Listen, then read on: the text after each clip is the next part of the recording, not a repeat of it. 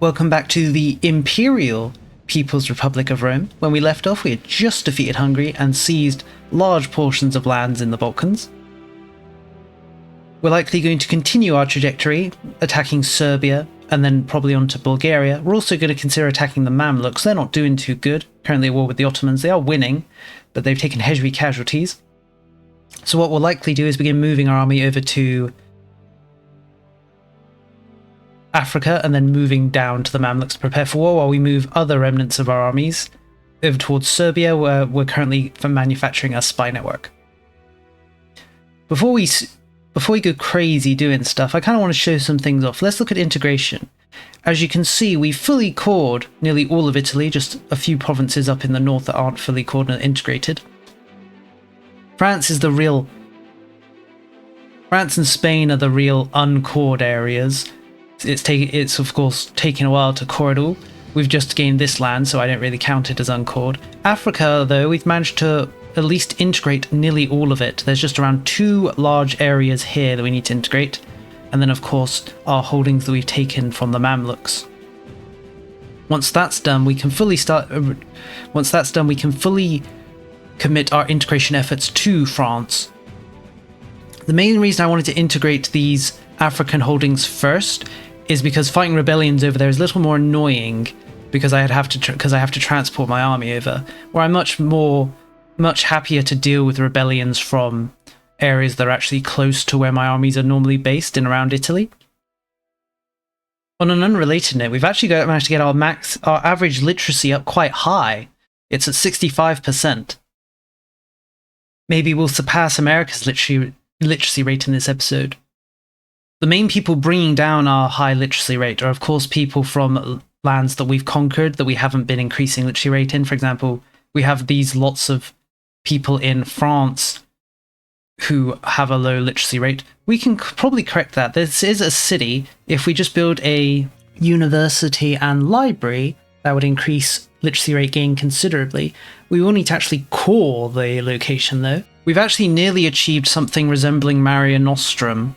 We've only got to grab the coasts from Aragon, Castile in Iberia, as well as all of this land in the Middle East from Mamluks and then Serbia and Bulgaria, and we'll have achieved Mare Nostrum. The sea will be once again Roman.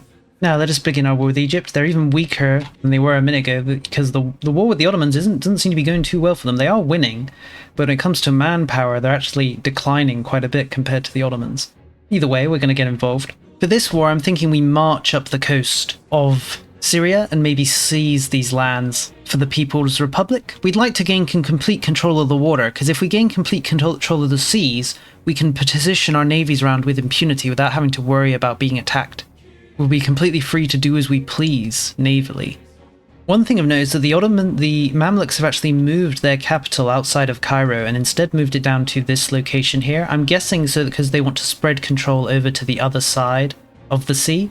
That's likely due to the fact that control is kind of collapsed in these northern territories because we cut them off from their capital, so they're having to take other means to try and increase their proximity and control up here. For example, using the increase area control cabinet action. That can only go out so far, as we see some of these locations up here have their control is falling to around 0 or close to 0. Even in other locations, their proximity is at 0, being only held up by other factors.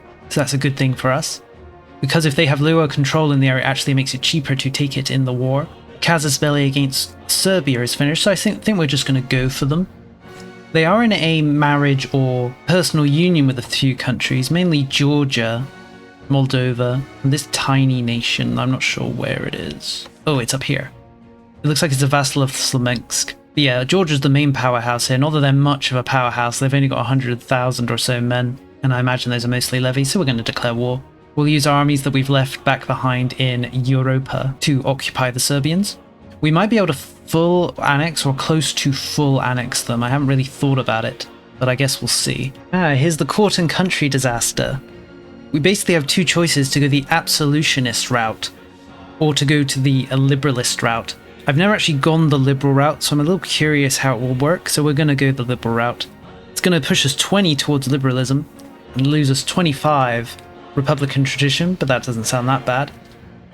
So how does the disaster work? Well, simply we have to wait 10 years before we can even think about ending it. It seems since we're going the liberalist route, we just need to ensure that each of our states, not including the peasantry, is above 55 satisfaction when we reach that 10-year mark.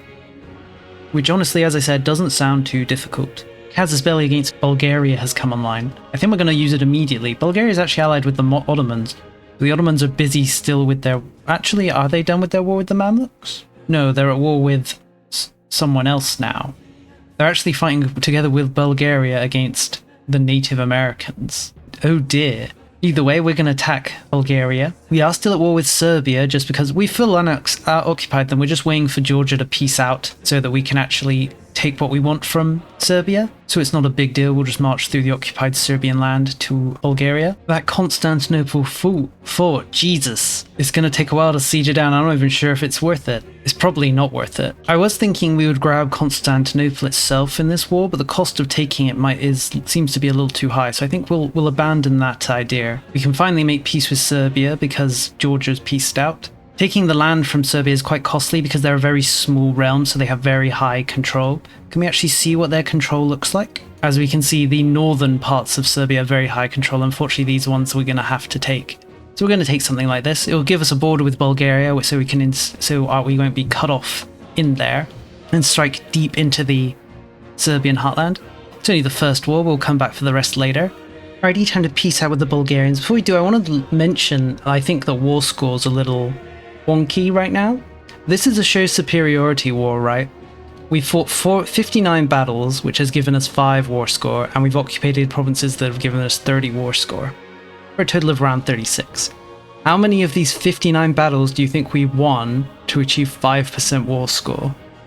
The answer is we won every single one of them except for one. So in total, we earned and lost 6 war score in a war where the war goal was to show superiority.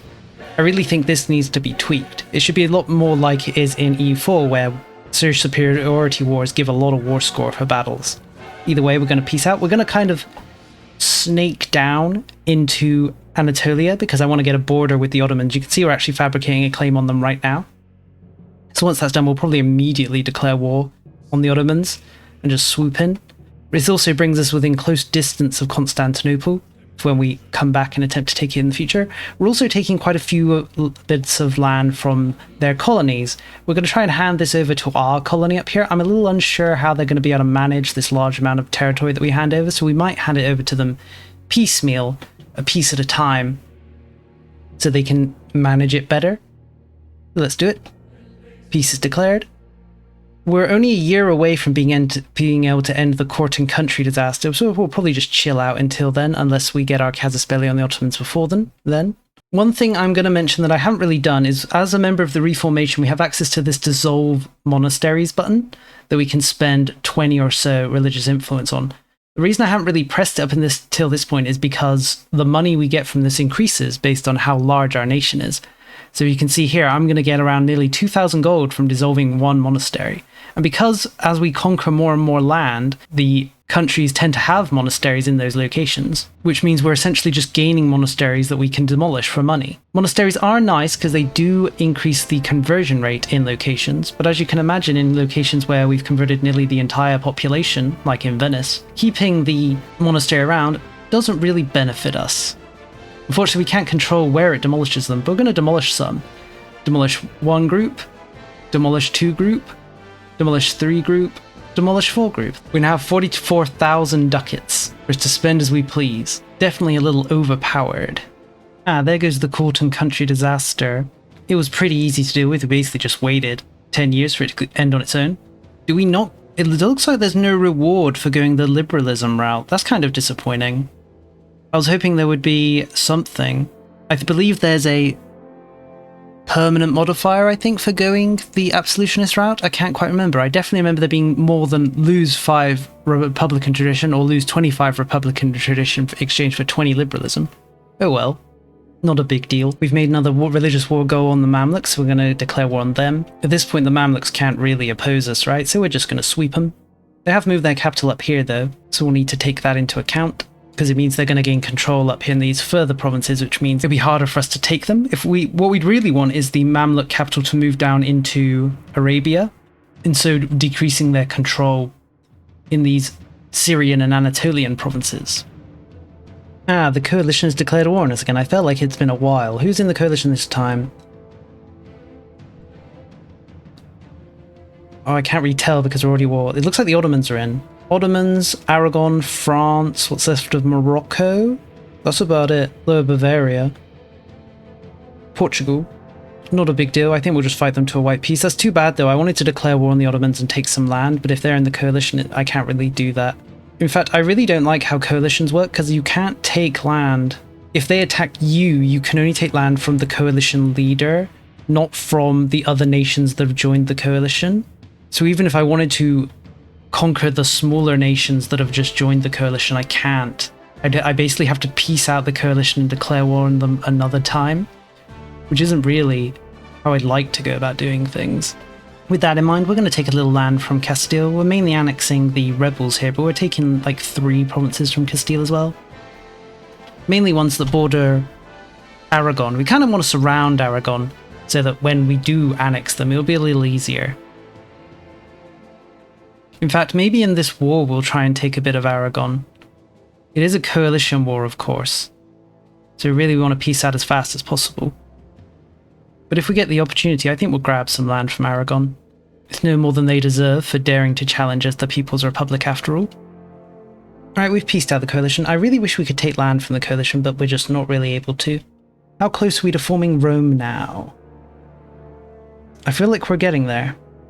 Maybe not. We're still 1,452 locations off. I guess we'll start fabricating more claims on Serbians, the Bulgarians.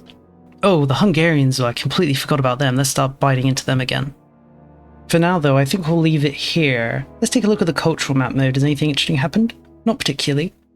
We are starting to see some spread in North Africa and in France due to the fact that we've actually cored a lot of these locations now. I do wish I could invest more time in converting pops, but we're spending so much time trying to core. Let's look at that core map mode again. We've managed to core all of North Africa pretty much now. It's just these more Middle Eastern parts we need to grab. Our Imperial Roman Republic name is pretty large over Africa. It's going to be nice when we can connect up to our European line and maybe form a big name. I'm not sure the name is going to be able to cross over the water though. I guess we'll see. Religion-wise, nothing much has changed, I don't think. Sunnis are even more of a majority because we've conquered so many of them now. 20 million Sunnis in the nation. Not a big deal though. Sunnis don't actually mind that much being ruled by us if we just look at Sun. Being Sunni is only in total a -15 to their pop satisfaction. And if we can improve our tolerance of them, we could bring it down to maybe just 5 if we could get rid of this -2 from them being heathens. I do wonder how interesting this is to watch now because we're at the point where we're just slowly conquering. Maybe I should just make one video where I play right to the end and cut that up, instead of making these individual videos.